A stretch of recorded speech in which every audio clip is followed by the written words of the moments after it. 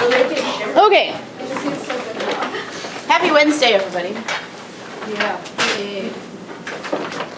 Here's how this goes. Intermediate 1, portraits. So far you guys have worked on your lighting, okay? So we went over hard and soft light, we went over broad and short light, we went over colored light, and then we went over posing. You guys had the video that you watched and then you filled out the reflection, okay? That was posted yesterday. Am I a day ahead? Or you did that yesterday? Yesterday. The posing video and then you typed out the reflection? You did that yesterday? Okay, good.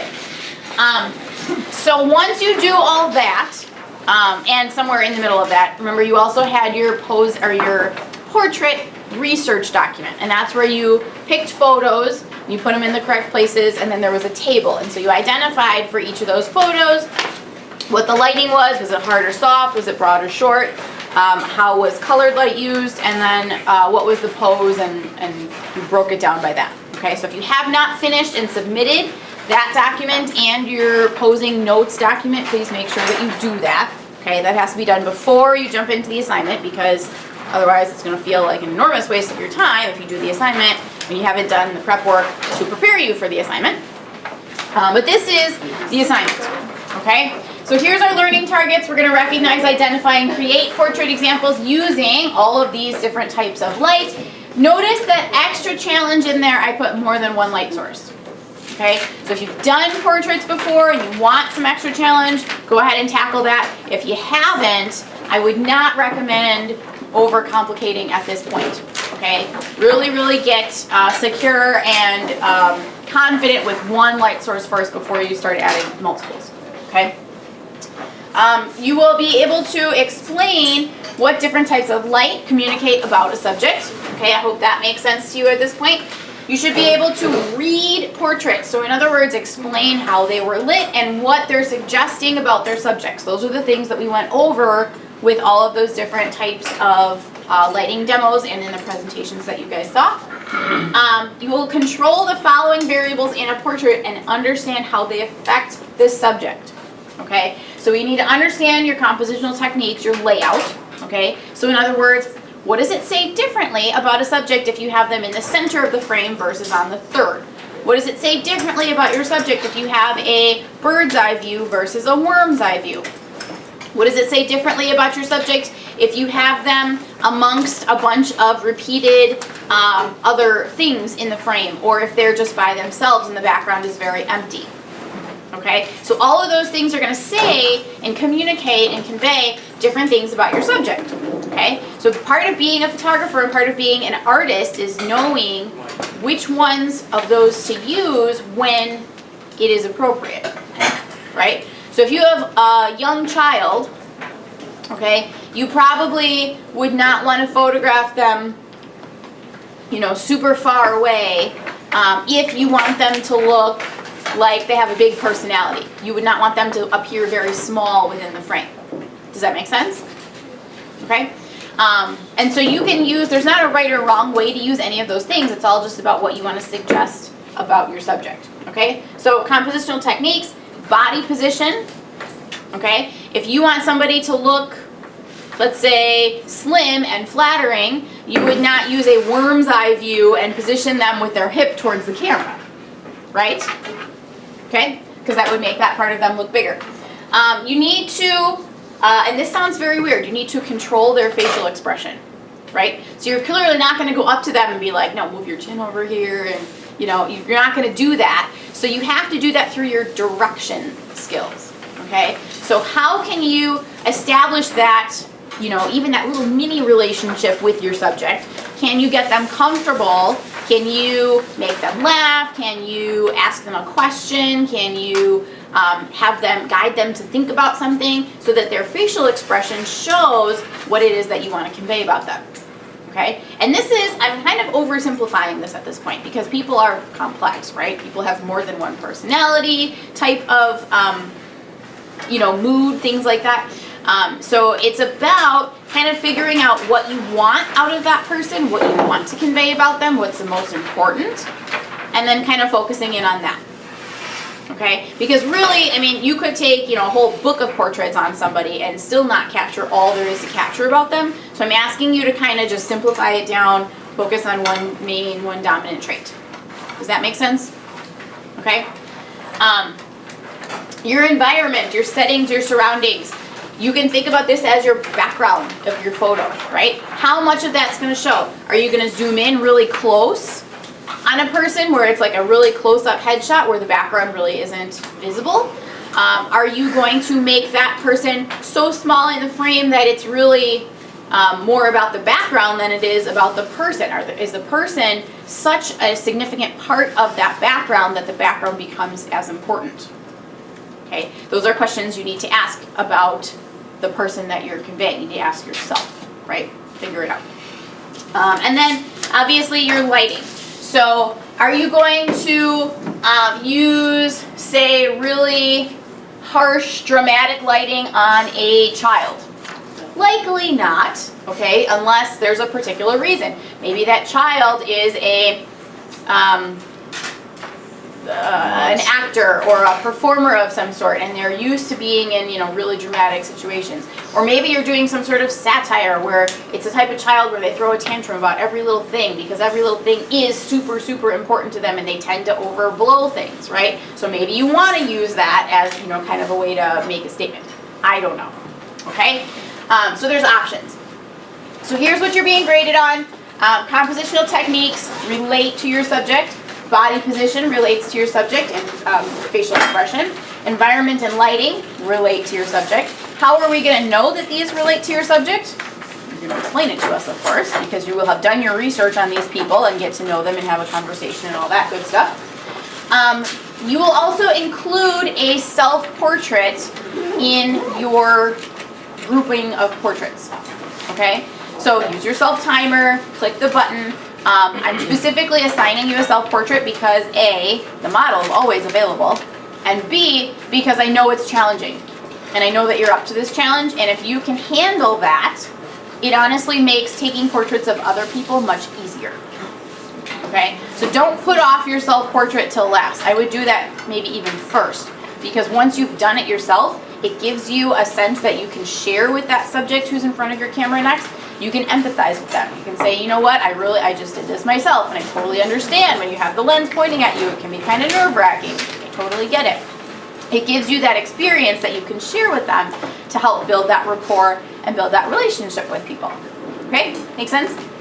Okay? So, self-portrait plus 2 other portraits. Total of 3 portraits. One of them is a self-portrait, so you really only have to pick 2 other people besides yourself. Okay?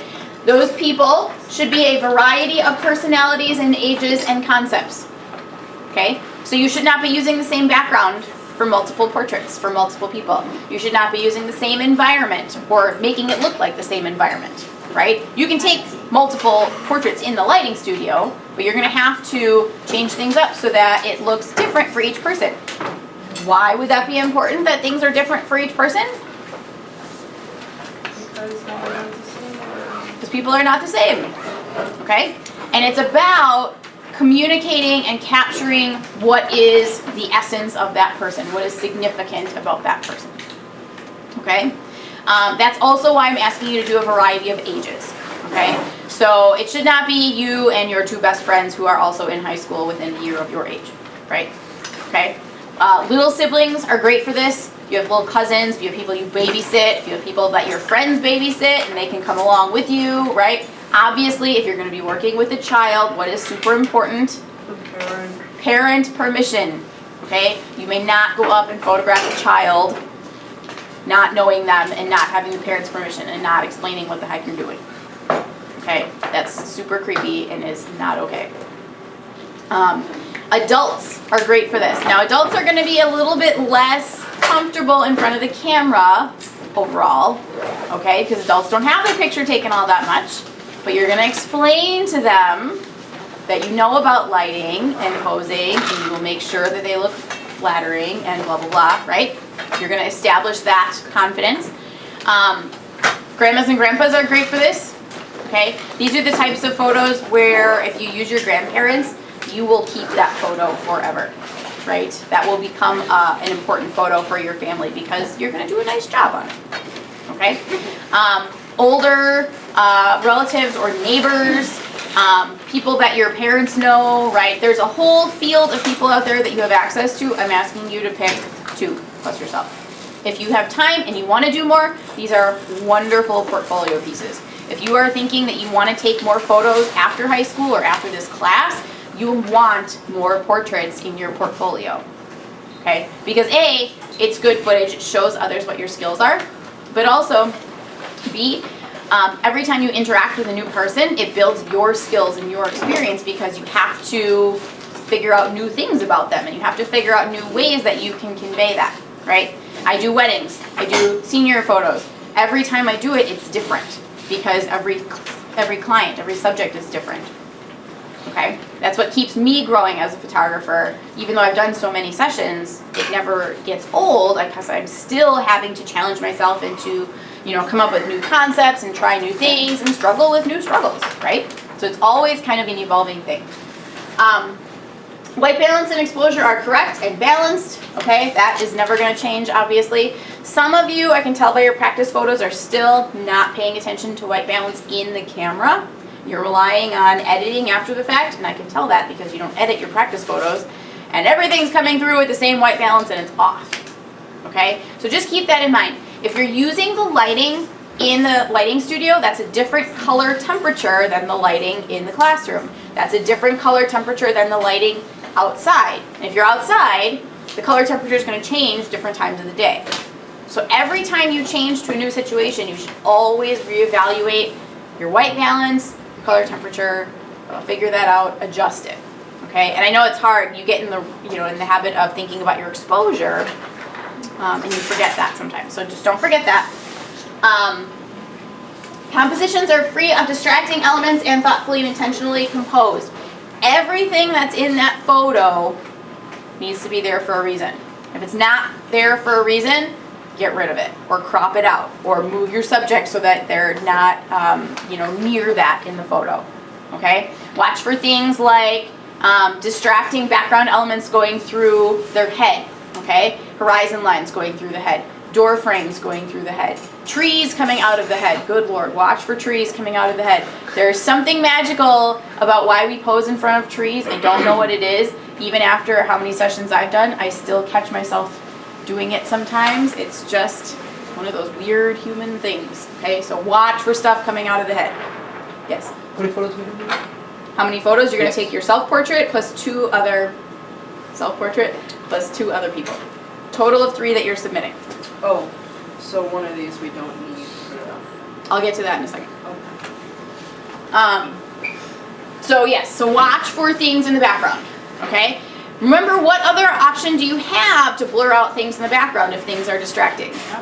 Aperture, right? So you can focus on just your subject and let that be blurred. You can do that by lowering your aperture number and zooming in with your lens. So that might mean you have to physically back up your feet because your lens is going to zoom in, but that's going to help exaggerate that distance between your background and your subject. Okay? Speaking of background and subject, please, unless there's a real particular reason why you're doing this, do not tell your subject, go stand against this wall, and then they stand right here against the wall. Okay? If you've ever had your picture taken by me, what's one of the first things I say? Step away. Come away from the wall. Okay? Get that separation, because what's going to happen, I know you can kind of see it right now because I've got this like crazy harsh projector light. What's happening right behind me? A really harsh shadow. Okay? Unless you really want that shadow for a particular reason, and maybe you do, maybe that fits with your subject, but if you don't, you need them to step away. And that's like the first easy way to get rid of that shadow. Okay? It looks like they're having their mugshot taken if there's a shadow behind them. Maybe that's appropriate for your subject. I don't know. You have to decide. Okay? Images are appropriate resolution size, correctly copied to the, that should say to be graded. I'm sorry, you know that. To be graded folder. Last name, first name, hyphen, portrait 1, portrait 2, portrait 3. Okay. Now,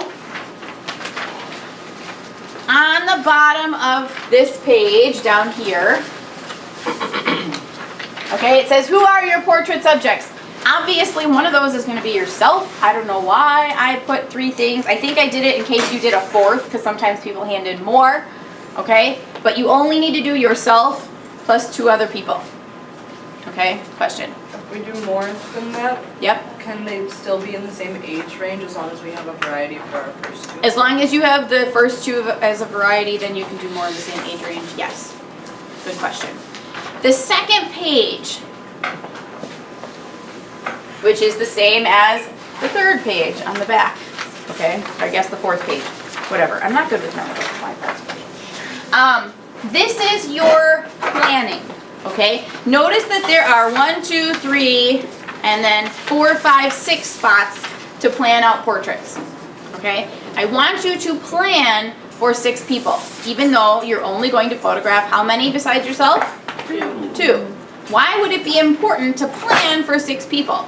In case someone cancels or can't make it anymore. Yes. Doesn't want to. Okay, this happens all the time. First of all, I want you to develop your ideas, and I want you to practice the act of creating portraits for people. So by planning that out, that helps you just to strengthen your ideas as an artist. Okay?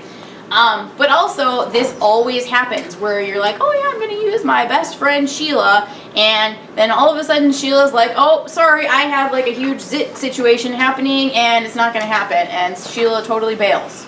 Okay, no offense to somebody out there named Sheila. But the point is, it happens, okay? Especially if they're not invested in what you're doing.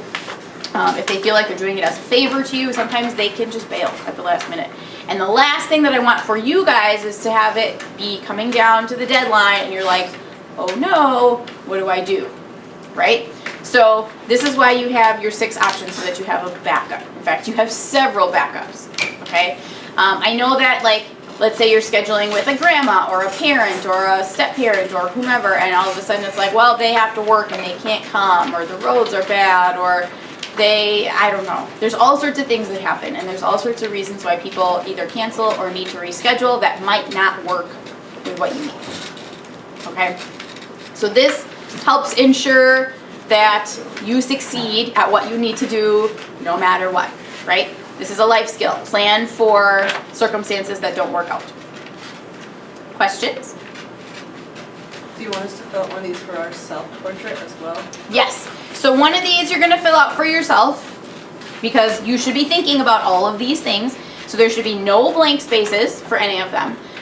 So starting today, okay, once you finish your posing notes and your portrait research notes, and you submit both of those in Google Classroom, which you should have done already, then you're going to start to fill out your portrait planning guide. Okay, that's what I'm calling this second sheet. Okay, and I don't need to collect this from you, but I do need to see it and I do need to check it in before you photograph. Does that make sense? Okay, so that's what you're going to work on today. If you need to bring people in, let's say you want to come in and use the lighting studio during ELT, that's fine.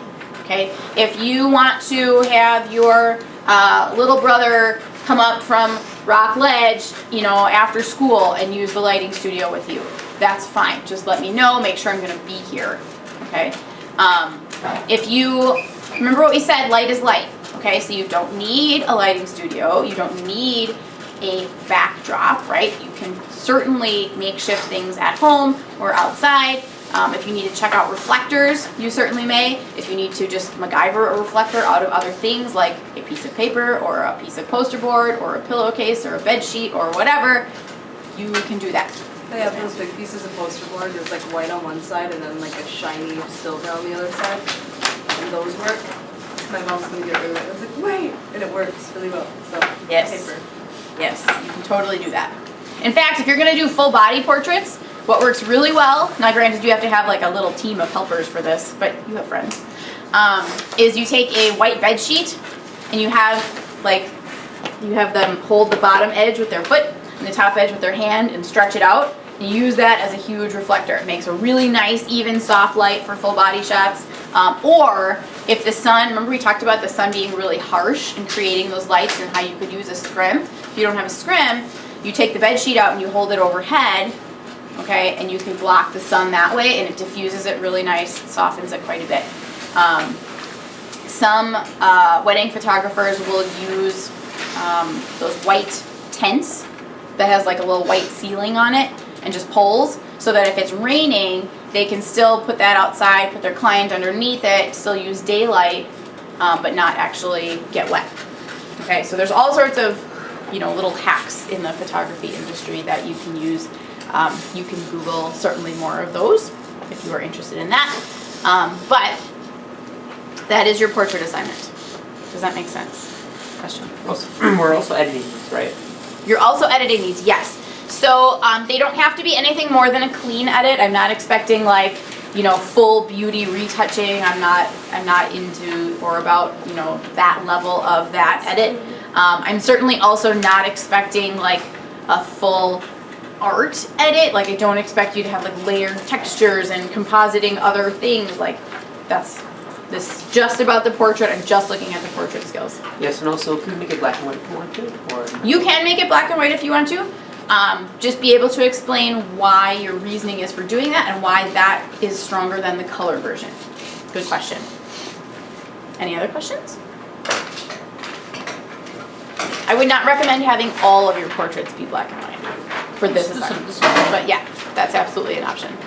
So, I guess I have because I kind of want to do one with my baby sister Erin, but the thing is, she might not sit still unless she's on somebody's lap, but the thing is, whenever she sees Mother, she won't stop clinging to Mother, so Yep. perhaps, like, if Mother's head wasn't in the frame, could I just take the picture of her being on her lap? Because I feel like that would kind of make it stronger, just because, like, she's always clinging to Mother. I would do that. So, if you're watching the recording, what he asked is, he said his baby sister is really has a hard time sitting still, which is normal for children, right? Very normal if you're a child photographer. So he knows that she likes to be with Mom, and can the portrait include Mom so that Mom can hold her and then she can hold still? Yes. Okay. You suggested having like the mom's head not show, and you can certainly photograph it that way, but you could also photograph it with the head showing and just take options, right? That's okay. If that's think about it, if that's who your little sister is right now, is clung to Mom, Yeah. then that makes sense to photograph her that way. That's why I was thinking that. Mm-hmm. Absolutely. Are we allowed to get like kind of weird with these? And by weird I don't mean like, like close up, but like weird as in like weirder posing, like not as like Convention. yeah. Yes, okay. So remember, farther up, I'm asking you that whatever artistic and photographic choices you're making, you need to be able to explain them, okay? So I would much rather see you do something kind of unique and out there if it's pertinent to your subject, rather than having you submit, 3 like seated head tilt, JC Penney shots that could pertain to anybody. Okay? Absolutely.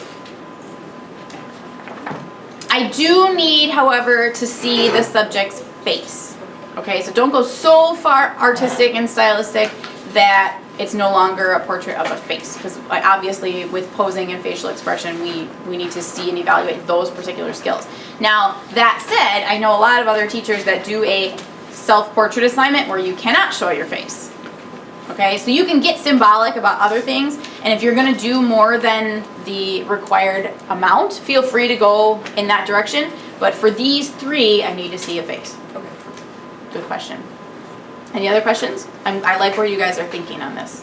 I can see the wheels turning. Okay, so go forth and plan your portraits. If you need to make arrangements, schedule those, okay? Today is, what day is today? Today is Wednesday. I'm gonna give you guys tomorrow, Thursday, and Friday, and the weekend to get these taken, okay? If you need more time than that, find somebody else that you can photograph sooner for the assignment sake, and then we can always do another one as a portfolio ad. Because for finals, some of you have been asking, for finals you guys will be updating your portfolio and then presenting that. Okay? Just go early. So yeah, seniors are just gonna go early, exactly. So just kind of have that in the back of your mind. You should still be developing your portfolio and updating and putting your most current best work in there. So take a look at it. If there's stuff in there that you know you've got better than now, start replacing some of the weaker stuff. Any other questions? You went over the lines cutting through people's heads. It's the thing that you told me about mine, but the head horizon line that being right in line with it. You didn't mention that. Okay, so with talking about things going through people's heads, one of the reasons, okay, trees just is like a weird anomaly. I don't know why that happens. But horizon lines, okay, if you know anything about perspective, so drawing and painters, this will make perfect sense to you. When we stand, our eye level is the same as the horizon line. So if we're really tall, the horizon line looks taller. If we're really short, the horizon line looks shorter. And the same goes for like if we squat down or if we stand up or whatever, okay? If we always, and many of us are in the habit of doing this, okay? If we always take pictures where we are at our standing height, put the camera in front of our face, right? And we're taking a picture of somebody standing, and they happen to be outside where we can see the horizon line, either on, you know, grass or a parking lot or a big field or something where you can see the horizon.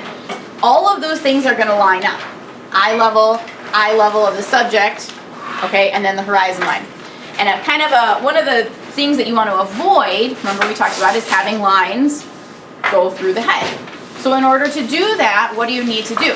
You either need to have your subject squat down or get up higher to move their head either below or above the horizon line, or you, or your camera more accurately, need to get down lower or get up above that horizon line to change that angle so that your subject's head does not fall right on the horizon line. Does that make sense?